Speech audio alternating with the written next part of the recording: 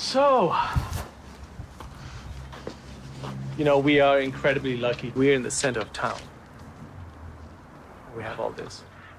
This is nice. It's so nice. Nature, the garden is going to come up in the next month. It's a Belgian guy.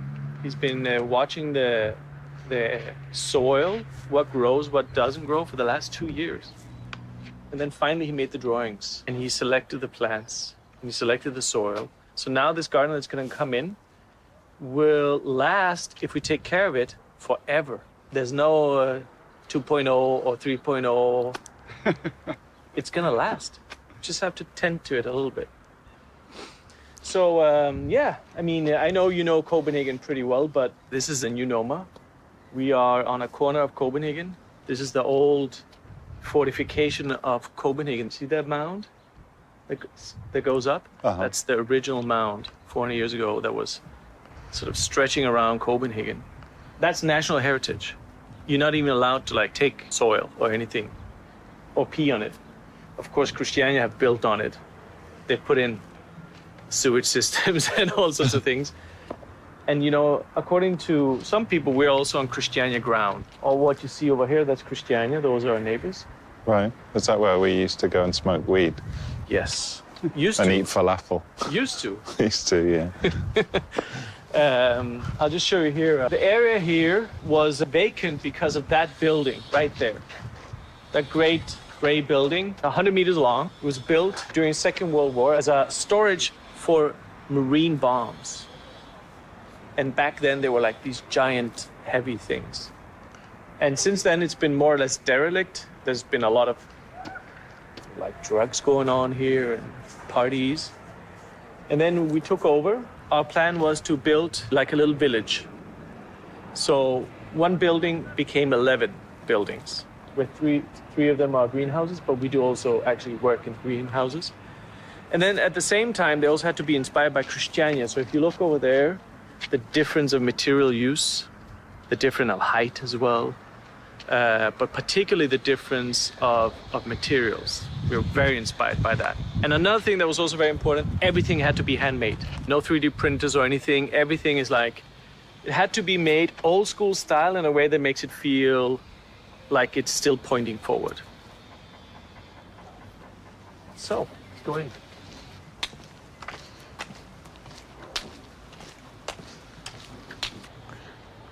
We went picked all of these on a beach. You know, this is only for seafood season. Then in the vegetarian season right now, we have there's a biodynamic farm that's growing 2 greenhouses full of plants for us, and it's gonna turn. Also we're gonna bring outside, inside. So it's gonna be green everywhere. So these are used to serve food on, or? Yeah, we used to. Then now, of course, all of this is it's not really clean, it's our day off, but as you see when you enter here, you can really get the sense of the different buildings. This is the end of that big old long gray building right here. And you see the entrance building, it's made in this, in Danish it's called tombak. I don't know in English. And then the oak building, which is the restaurant building. But we also made it like this because in the 16 years that we've been open, one thing that we know that we always do is that at one point we're going to want to do something else. That's almost 100%. It's just when. Is it in 10 years? Is it in 5 years? Is it in 20 years? So it's also built like this so that you can take each piece of glass down. And then the floor is made like this so that this can become a pavement. And then each building can be shut individually. And you could maybe have 5 restaurants, or you could have a school, or you could have a hotel, or it could be something completely different, a museum. You can see if you shut this down here. There's Annika and Ave. Hello. It's nice, huh? I like it.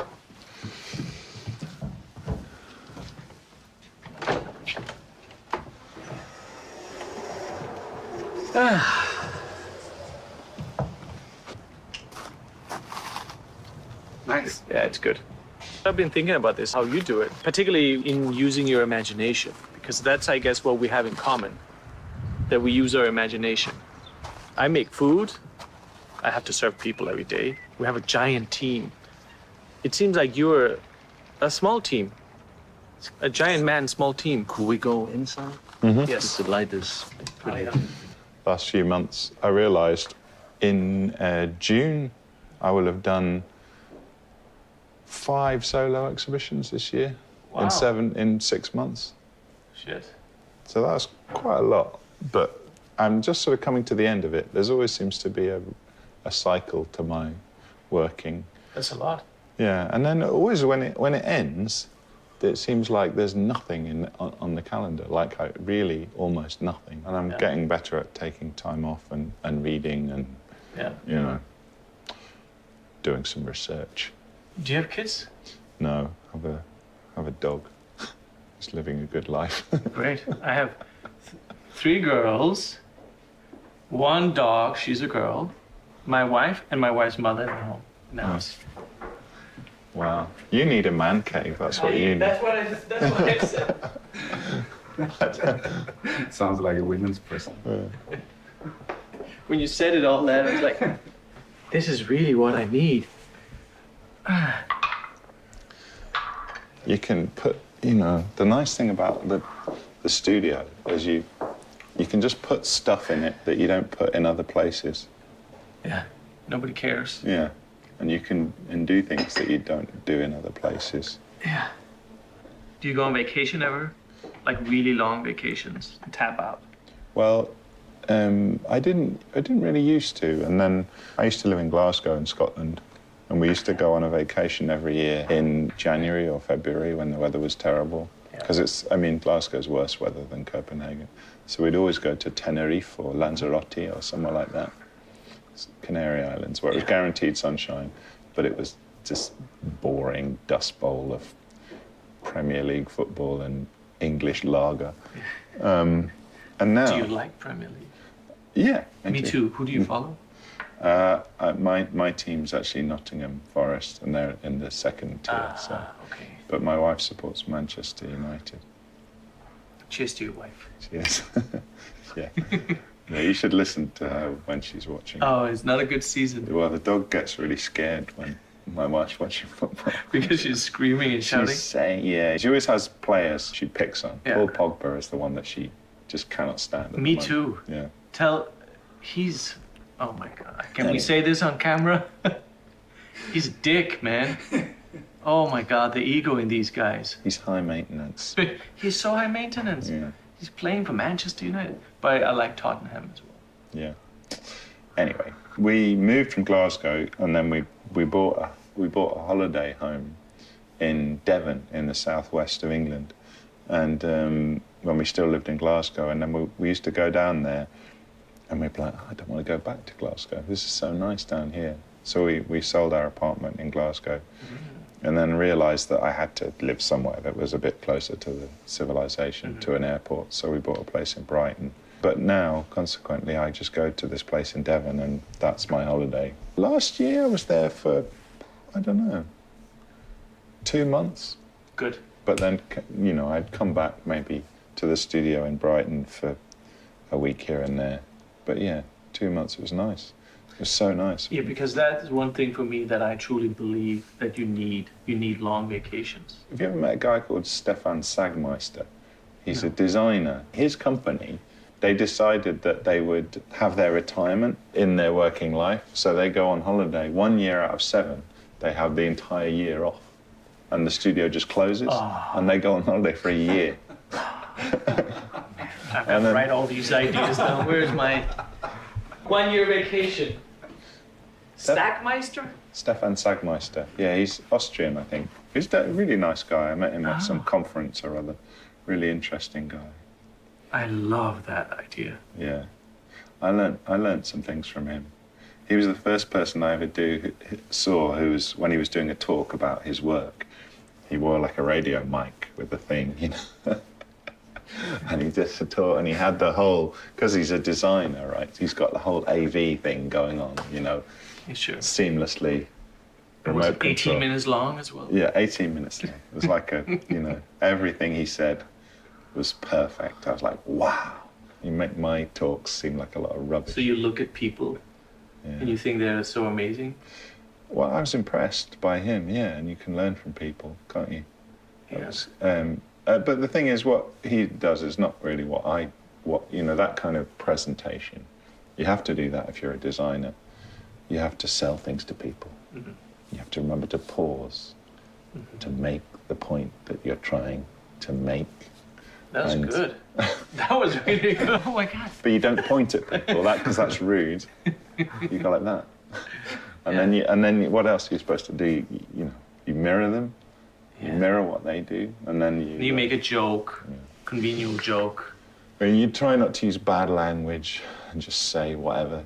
But you're from Glasgow, so that's shit impossible. Comes into your head, which is basically what I do, and just jibber jabber, and then start touching upon really awkward subjects, and really wish that it wasn't being recorded, and then. So do you actually do this actively, or do you only do it when you're invited, and then you happen to be there, and then you also check things out? I don't know. I think everything goes in cycles. I've never had a plan. I just do, I just do things that come along. People say, "Will you do this?"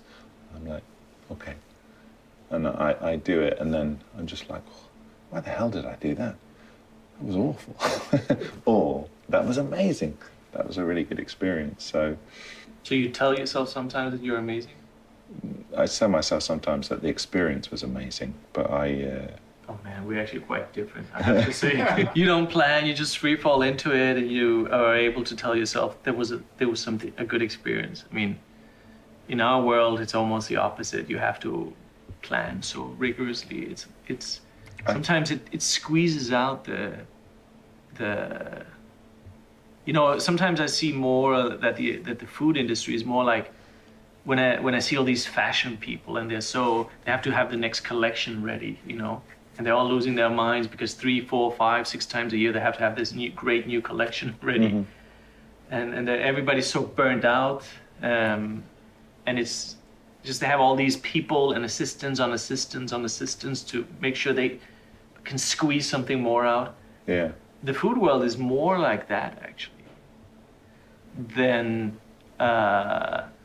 in the moment. And I fight against that specific avenue that food is going towards, because what I like to do, actually why I loved Noma so many years, is because being able to take the moment and just squeeze it and put it on a plate, and then have people eat that. In that sense, I see our restaurant almost like a tree. It's just a layer thicker each year. And so how do we keep giving ourselves this new information or different information that makes us connect the dots and see something beautiful in the moment, connecting with something that we learned? That's to me creativity, actually. Storing the things that we experience and then being able to connect it with the moment. And that's really hard. Really, really hard. Yeah.